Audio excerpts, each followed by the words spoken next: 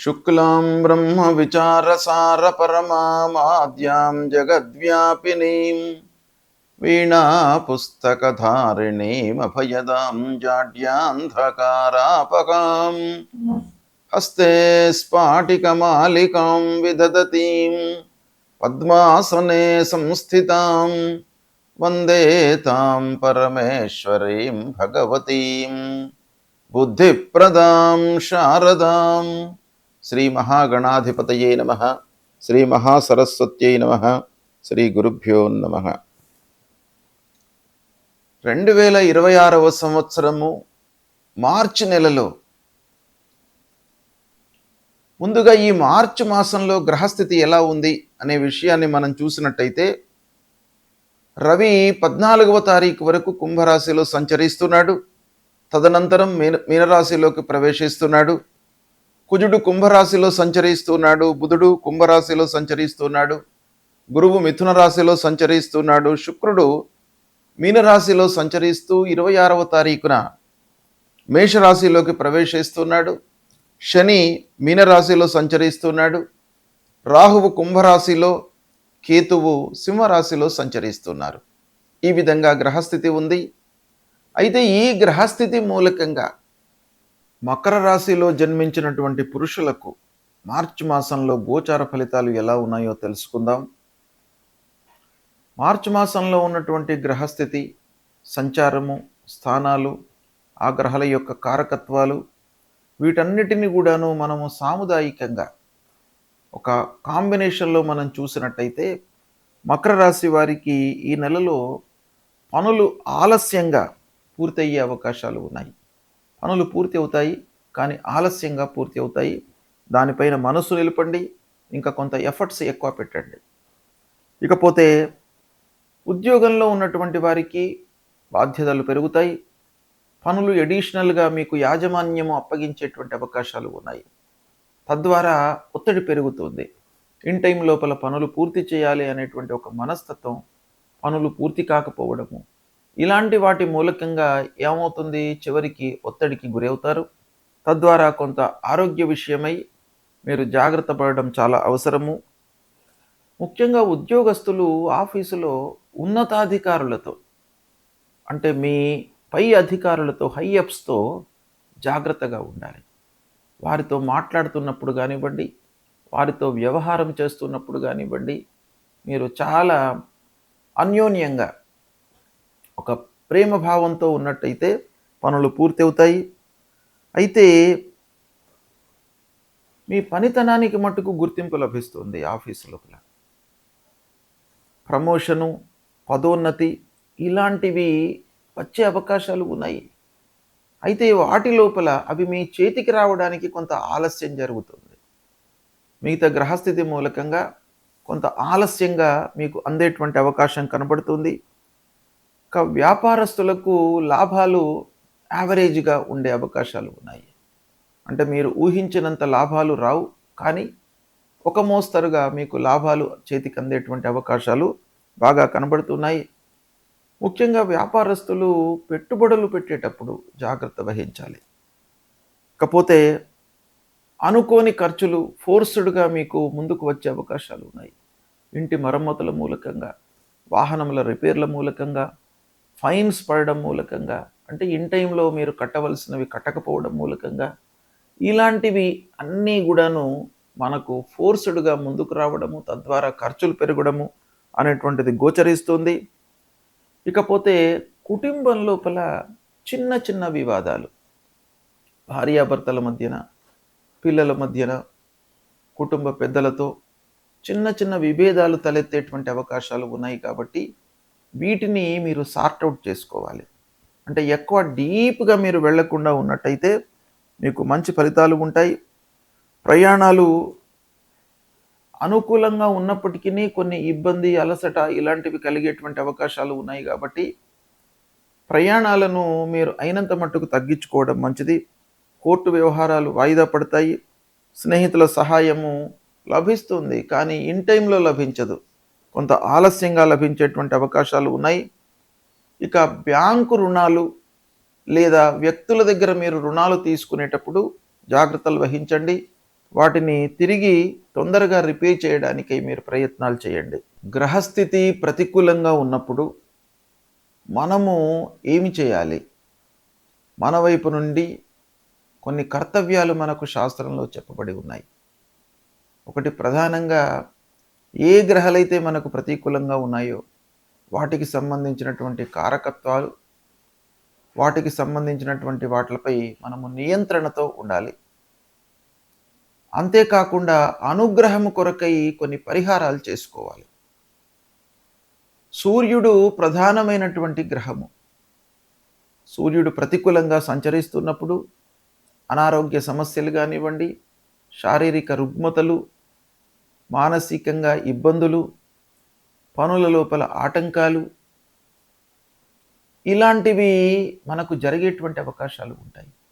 కాబట్టి సూర్యుడు ప్రతికూలంగా ఉన్నప్పుడు తప్పకుండా మనము మూలమంత్రాన్ని జపించడము. సూర్యుడికి సంబంధించినటువంటి మూలమంత్రము జపా కుసుమ సంకాశం కాశ్యపేయం మహద్యుతిం తమోరిం సర్వపాపఘ్నం ప్రణతోస్మి దివాకరం అనేటువంటి మూలమంత్రాన్ని ప్రతినిత్యం కూడాను చదువుకోవడము. తర్వాత సూర్యుడికి నమస్కారము చాలా ముఖ్యమైనటువంటిది. నమస్కార ప్రియో భానుహు అని మనకు శాస్త్రం చెప్తోంది. ఆ సూర్యనారాయణుడికి ప్రతినిత్యం కూడాను ఉదయం పూట లేచి 12 మార్లు సూర్యుడికి నమస్కారం చేసుకుని 3 సార్లు అర్ఘ్యప్రదానం చేసినట్టయితే మీకు ఆ సూర్యుడి యొక్క అనుగ్రహం లభిస్తుంది. తద్వారా ఆరోగ్య సమస్యలు మీ దరి చేరకుండా ఉంటాయి. అంటే మీరు ఆరోగ్యంగా ఉంటారు సూర్య నమస్కారాలు చేసినట్టయితే.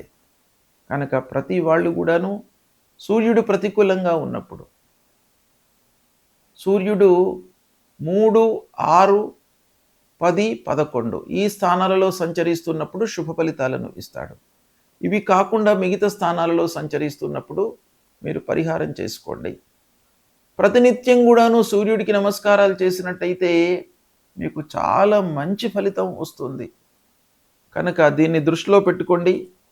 ఇక రెండవది, మనకు ప్రతికూలమైనటువంటి ఫలితాలను ప్రభావితం చేసేటువంటి గ్రహము అంగారకుడు, అంటే కుజగ్రహము. ఈ కుజుడు 3, 6, 11 స్థానాలలో సంచరిస్తున్నప్పుడు మంచి ఫలితాలను ఇస్తాడు. ఉచ్చ స్థానంలో సంచరిస్తున్నప్పుడు మంచి ఫలితాలను ఇస్తాడు. మిత్రక్షేత్రాలలో సంచరిస్తున్నప్పుడు మంచి ఫలితాలను ఇస్తాడు. కాబట్టి అవి కాకుండా ప్రతికూలమైనటువంటి స్థానాలలో ఉన్నప్పుడు మీరు అంగారకుడి ప్రీత్యర్థమై అంగారకుడి మూలమంత్రాన్ని ప్రతినిత్యం కూడాను చదువుకోండి. ఏంటి అది?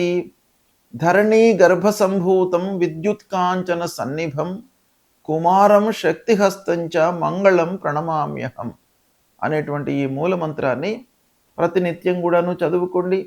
సుబ్రహ్మణ్య స్వామిని కొలవండి. సుబ్రహ్మణ్య స్వామి దేవాలయానికి వెళ్ళండి.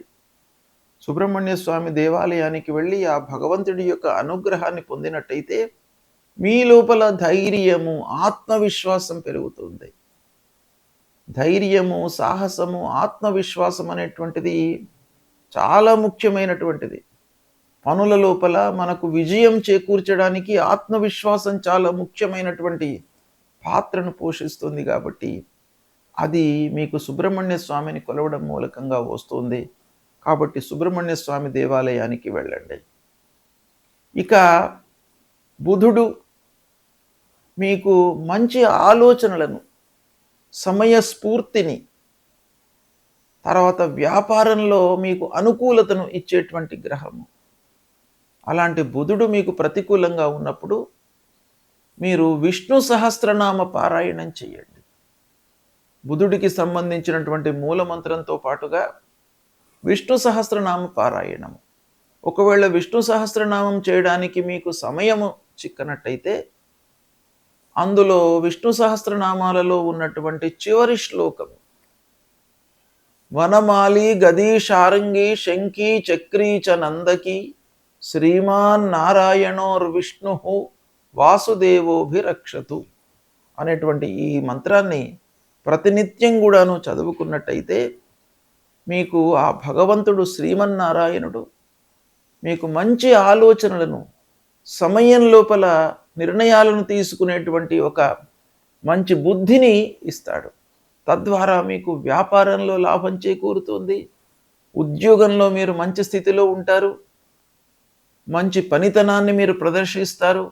ఇలాంటి ఎన్నెన్నో విషయాల లోపల కూడాను మీకు మంచి ఫలితము ఆ శ్రీమన్నారాయణుడి మూలకంగా అనుగ్రహం లభిస్తుంది కనుక ఇది చెయ్యండి మీరు. తర్వాత గురువు ప్రతికూలంగా ఉన్నప్పుడు గురు మూలమంత్రాన్ని చదువుకోవడము, గురువులను సందర్శించుకోవడము, సద్గురువుల యొక్క ప్రవచనాలను వినడము, దక్షిణామూర్తి స్తోత్ర పారాయణం చేయడము, తర్వాత మూలమంత్రము గురువుకు సంబంధించినటువంటి మూలమంత్రం ఉంటుంది. దేవానాంచ ఋషీణాంచ గురుం కాంచన సన్నిభం వందనీయం త్రిలోకానాం తం నమామి బృహస్పతిం అనేటువంటి ఈ మూలమంత్రాన్ని ప్రతినిత్యం కూడాను చదువుకోండి. తల్లిదండ్రులను సేవించండి. ముఖ్యంగా గురువు మీకు ప్రతికూలంగా ఉన్నప్పుడు 2, 5, 7, 9, 11 ఈ స్థానాలలో సంచరిస్తున్నప్పుడు గురువు మీకు మంచి ఫలితాలను ఇస్తాడు. ఉచ్చ స్థానంలో ఉన్నప్పుడు మంచి ఫలితాన్ని ఇస్తాడు. మిత్రక్షేత్రంలో సంచరిస్తున్నప్పుడు మంచి ఫలితాలను ఇస్తాడు. శుభ దృష్టితో ఉన్నప్పుడు మంచి ఫలితాలను ఇస్తాడు.